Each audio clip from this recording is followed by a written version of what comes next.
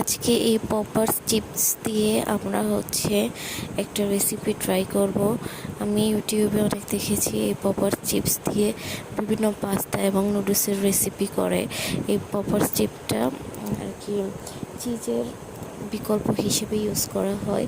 এটা অনেক সুন্দর মেল্ট হয়ে যায়। তো এখানে আমরা প্রথমে পানি গরম করে নুডলস দিচ্ছিলাম। তো পাস্তা থাকলে পাস্তা দিয়ে করলে বেশি ভালো হয়, পাস্তা ছিল না, আমরা নুডলস দিয়েই করলাম। তো এটা হচ্ছে সবচেয়ে স্যাটিসফাইং পার্ট।